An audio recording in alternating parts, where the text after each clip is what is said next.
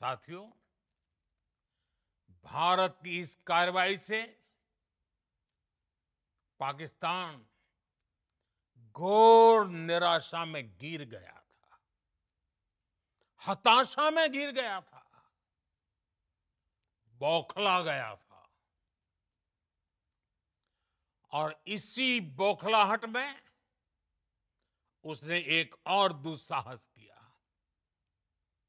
आतंक पर भारत की कार्रवाई का साथ देने के बजाय पाकिस्तान ने भारत पर ही हमला करना शुरू कर दिया।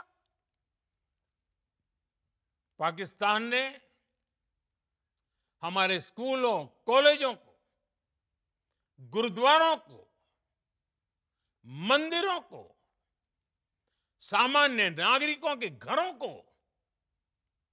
निशाना बनाया। पाकिस्तान ने हमारे सैन्य ठिकानों को निशाना बनाया। लेकिन इसमें भी पाकिस्तान खुद बेनकाब हो गया। दुनिया ने देखा कि कैसे पाकिस्तान के ड्रोन्स, पाकिस्तान की मिसाइलें भारत के सामने तिनके की तरह बिखर गई। भारत के सशक्त एयर डिफेंस सिस्टम ने उन्हें आसमान में ही नष्ट कर दिया। पाकिस्तान की तैयारी सीमा पर वार की थी, लेकिन भारत ने पाकिस्तान के सीने पर वार कर दिया। भारत के ड्रोन्स, भारत की मिसाइलों ने सटीकता के साथ हमला किया। पाकिस्तानी वायुसेना के उन एयरबेस को नुकसान पहुंचाया, जिस पर पाकिस्तान को बहुत घमंड था। भारत ने पहले 3 दिनों में ही पाकिस्तान को इतना तबाह कर दिया, जिसका उसे अंदाजा भी नहीं था। इसलिए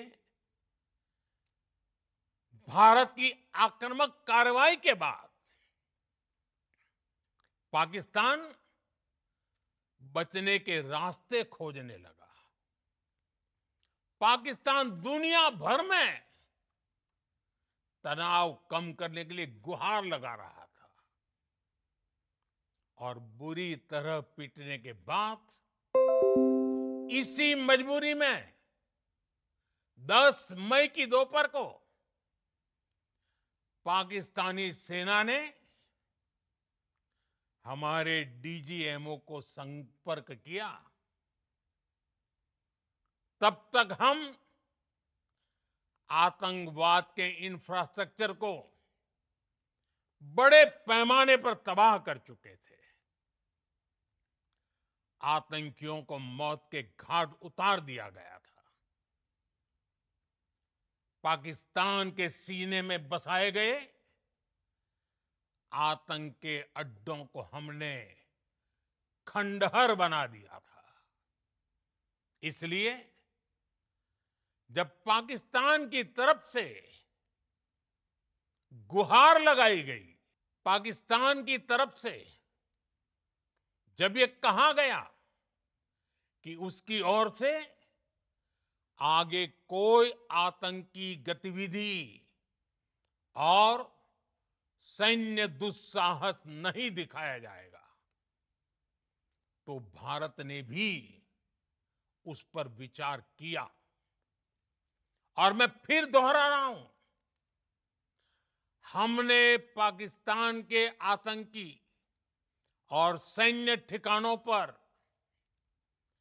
अपनी जवाबी कार्रवाई को अभी सिर्फ स्थगित किया है। आने वाले दिनों में हम पाकिस्तान के हर कदम को इस कसौटी पर मापेंगे कि वो क्या रवैया अपनाता है।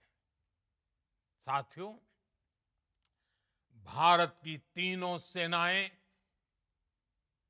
हमारी एयरफोर्स, हमारी आर्मी और हमारी नेवी, हमारी border security force BSF, Bharat के अर्धसैनिक बल लगातार अलर्ट पर है। सर्जिकल स्ट्राइक और एयर स्ट्राइक के बाद अब ऑपरेशन सिंदूर आतंक के खिलाफ भारत की नीति है। ऑपरेशन सिंदूर ने आतंक के खिलाफ लड़ाई में एक नई लकीर खींच दी है, एक नया पैमाना, न्यू नॉर्मल तय कर दिया है।